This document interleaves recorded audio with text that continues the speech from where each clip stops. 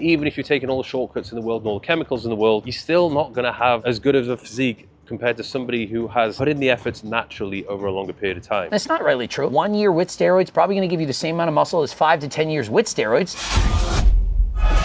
Coach Greg, in today's video, we're going to be learning from none other than Mr. Natty himself, Mr. Delicious Mike Thurston, on how to lose weight and build muscle in 2026. Today's video, short and sweet, we're going to get straight to the point. A couple of fitness truths which you guys need to be aware of, and it might sound a little bit harsh. Does anyone think that Mike Thurston could sound harsh? Number one, consistency is always going to trump intensity. That doesn't sound like it's going to piss anyone off. It doesn't sound harsh. That's just a simple truth. The person who trains every single week of every single month throughout the year, they are always going to see superior results in comparison to the person who is 100% intense and on point, but then they'll take a couple of months off. Or add to that guy that's consistent Monday to Friday and goes off the rails on the weekend. They're steady Monday to Friday. They're perfect on the diet, but then they eat 2 12-inch pizzas and drink a heck of a lot of vodka on Friday and Saturday night. They're not going to do it. You're better off being consistent, 2,500 calories a day, 7 days a week, having one cheat a day, and always being able to do it. And that is how I coach people. I gave you a realistic diet, one that you can follow for the rest of your life. Code Greg for 15% off. You are probably not tracking your macros properly. It's not probably, it's for sure be. As in, most certainly you're eating more than you think. This one's 200 calories, and this one's 200 calories. Which one do you want to eat? And so if you're eating 2,800, 1,800, 1,200, whatever number you're going to spit out, and you're not losing weight, it's because you're eating more than you actually think. I don't care what tracker, macro, hacker, tracker, jacker you're using, it's not going to be accurate. And so if you don't add in everything, the mustards, the sauces, everything, it's not going to be accurate. And you don't know what you're actually eating. The amount of people who come up to me, Mike, I've tried everything. Yeah, you tried everything except for being in a calorie deficit. Usually, and this is almost always the case, you're just eating too much. You know what else is happening? People are looking on those stupid cardio machines, you know, like the stepper on the treadmill and so on, and they're hanging on for dear life, and it's saying you burn off 1,000 calories in an hour, and they're like, oh, 1,000 calories, I can go to McDonald's and they eat 1,000 calories. Meanwhile, they only burn 500 calories, or they're using their Whoop or their Apple iPads or whatever they're using to track the calories burn, which is always off. They overestimate by a lot, because people like to think that they're burning more calories, and so it spits off and tells them what they're thinking. You really think it's fun to think, oh, you just did an hour and a half of cardio and you burn off 431 calories? You're thinking, that's it? It can't be. Please tell me it ain't so. I walk for 8,000 steps. Yeah, but walking, it doesn't burn a lot of calories. You're not running up a mountain. You're discouraged by the knowledge that you aren't actually burning calories, and so you need to move harder. Harder than last time. Okay, and I'm sure you've gone through phases of your life where there is this surge of motivation. You're like, this is it. This is the moment where I sort out, and then guess what? Sooner or later, it fades. If motivation could cut it, which it can for some people, it works for me, you would have done it already. Do you get that? You know, unless you're watching this and you're a teenager, motivation isn't going to cut it because you would have had it by now. You're not suddenly going to get motivated at 30 and be like, that's all that I need. Whatever motivation that you have, it's not going to last. And so unless you're already shredded, unless you're already motivated, motivation isn't enough. And so don't rely on it. Rely on consistency. Stop giving yourself a choice. For example, you're hungover from partying harder than last time, and you're debating whether or not you're going to go to the gym. The day before, you told yourself, I'm going to the gym tomorrow.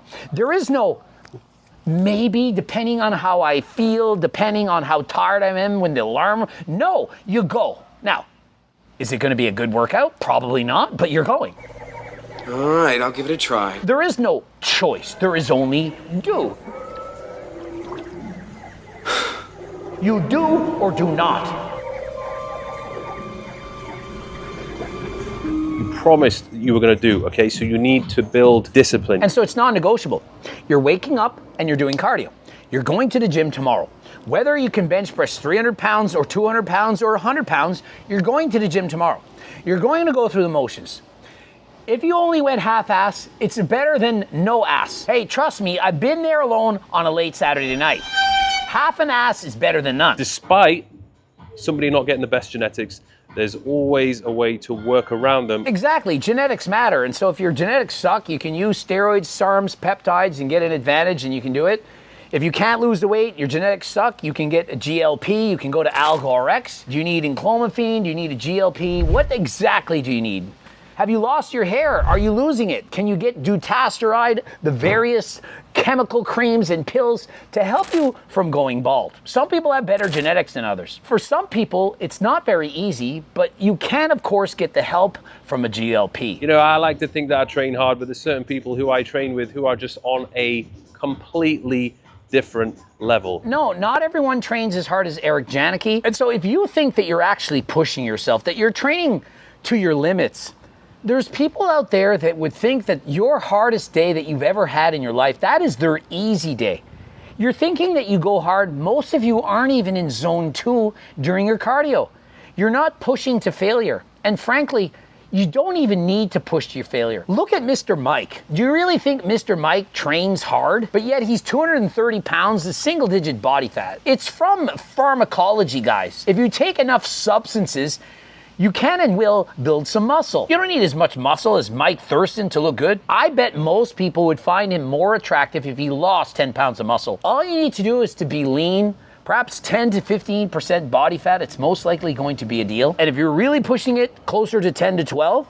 But aside from that, having 5% body fat or having massive arms and shoulders like Mike Thurston, you don't even need it. Just try to work out a little bit and have a decent, lean-looking physique.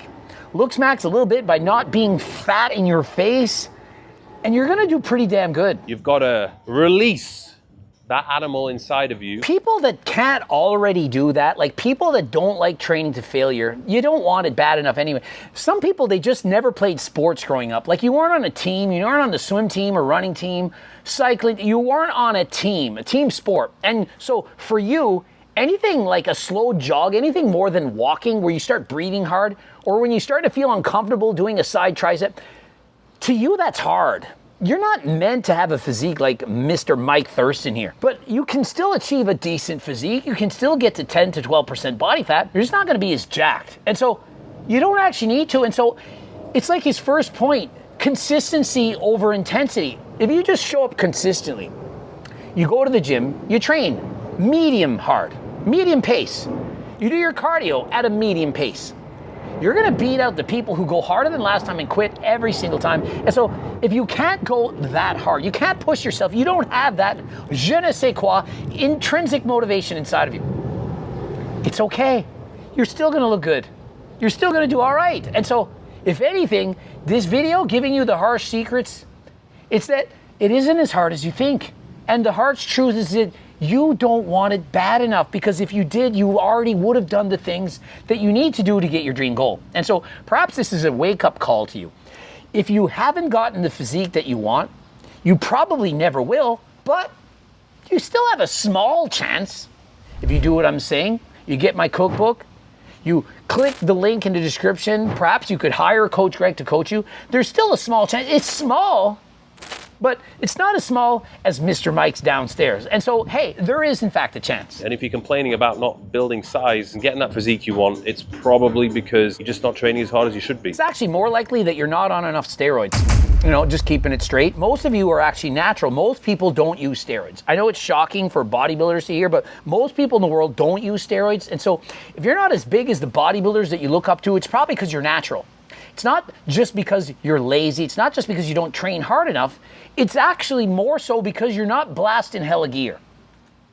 But you don't need to be as big as Michael Hearn. You don't need to be as big as Mike Thurston. You don't need to be as big as Coach Greg. You don't even need to be as big as Hussein Farhat. You just need to do the best that you can.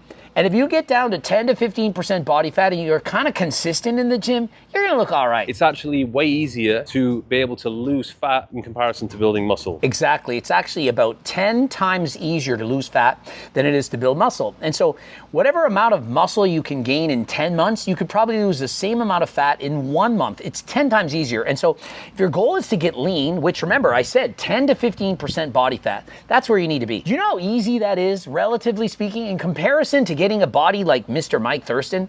That's almost impossible for most people, but being 10 to 15%, it's relatively easy, especially with the aids of GLPs as well as my cookbook. And even if you're taking all the shortcuts in the world and all the chemicals in the world, you're still not gonna have as good of a physique compared to somebody who has put in the efforts naturally over a longer period of time. It's actually not true. He's saying the people who take steroids and rush it are not going to have as good as a physique as the people who did it natural and took a long time. That's not really true. You could actually fast forward the process with steroids, probably make the results 5 or 10 times quicker. And so, for example, 1 year with steroids probably going to give you the same amount of muscle as 5 to 10 years with steroids.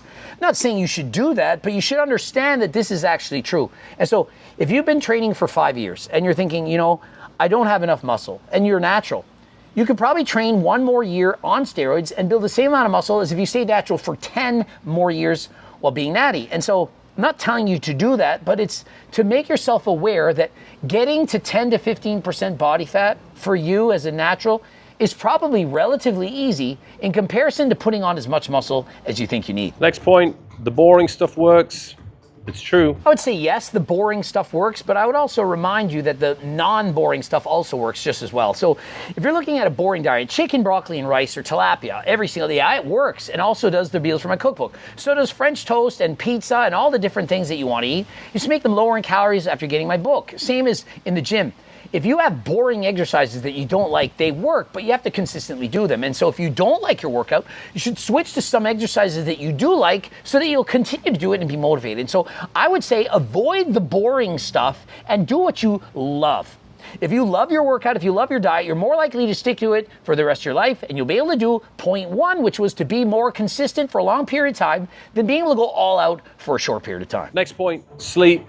Incredibly important, also incredibly boring. I wouldn't say sleep is boring. I mean, it's something you just have to do, but you do need to get your sleep. And so if you're not getting your sleep, and typically this happens on the weekends with people partying than last time, or they're stressed out and they're actually not using Delta sleep, like, I don't know how stupid people are. There's all these amazing supplements that help you do the things that you want to do, and for some reason you don't take them. If you want to have better recovery than last time, better sleep than last time, Delta Sleep, it's where it's at. Code Greg for 15% off. The nutrition side of things, you're naturally going to crave more bad food. You're going to make poor choices when it comes to selecting the right foods that you should be eating. And all that food stuff could be out the window if you use a GLP. Or even GLP Max, 28% less food cravings, less hunger.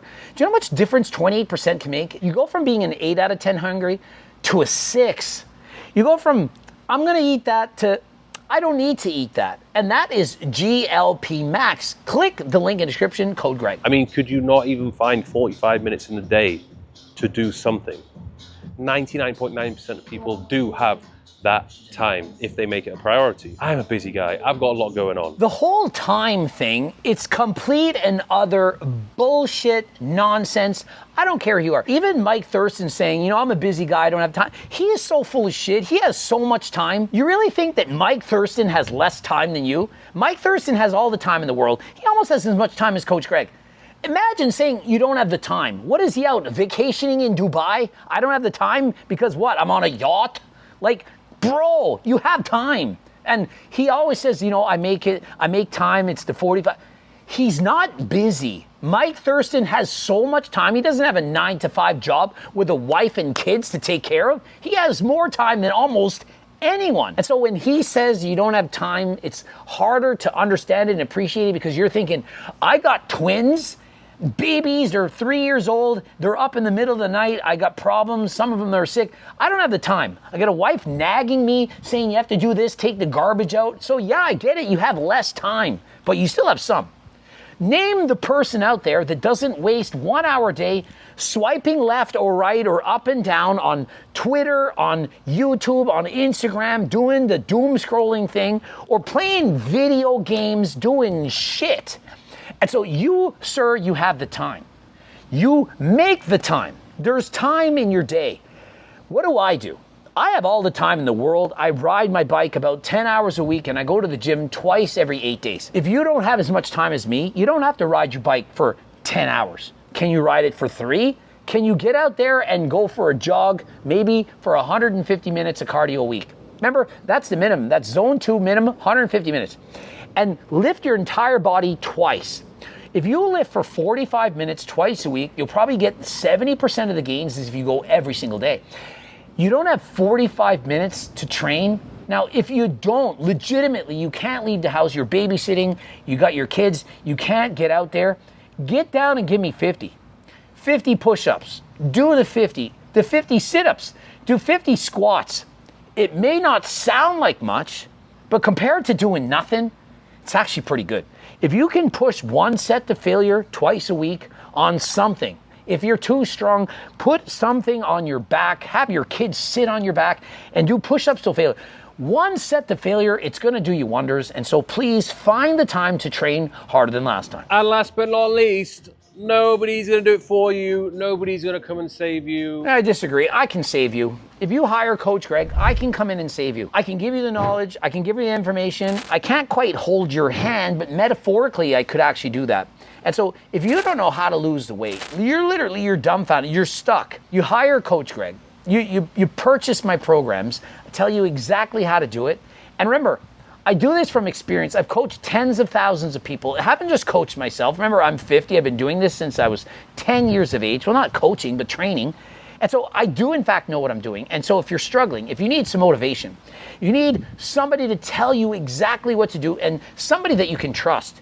Some of you are nervous talking to your doctors. I know a lot of doctors are prescribing said medication. We saw Will Tennyson go to Korea. The doctor was prescribing terzepatide. He didn't know about it. He wasn't sure what to think. I can guide you. I can tell you, this is what you should know. This is the doses that are probably smart for you to do. This is amounts that you could take while doing it safely. And so if you want to know the ins and outs, the secrets of the trade, what perhaps the YouTube videos don't show you, you can hire Coach Greg. I can show you that door. I can decide what I put in my mouth. That's what she said. Can't feel sorry for yourself. You can't blame others. Well, you can blame others, but the problem is it doesn't help you. And so as soon as you blame other people, you blame your genetics, you blame your mom, you blame Coach Greg, you blame whoever. I don't look this way because of this or that. That's when you take the power away from yourself. And so rather than trying to blame others, put the blame on yourself. I am responsible. I ate too much. I didn't do enough cardio. I chose the wrong parents. Take ownership of it. And once you've done that, you can then make the changes that you need to do to go to the next level. And so I do think that Mr. Mike Thurston knows what he's doing. You can purchase his app if that is what will get you through the door. He's one of the smarter guys. He's telling it to you straight. The only thing I don't think he's giving is what performance enhancing drugs he's taken throughout the years. But regardless of that, does it matter? Like, if he had 20 pounds less muscle and was 100% natural, would he know any less? I don't think so. And so, hey, go give him a follow, purchase his coaching programs, his apps, and so on. And until next time, subscribe, click the bell button, comment to boost the algo. For AlgoRx, don't forget code Greg. Also watch one of those two bloops to get me to coach you or to have a sponsorship from Coach Greg or to carry my supplements into your stores and or gyms. Of course, don't forget to click that link. And until next time, je suis parti.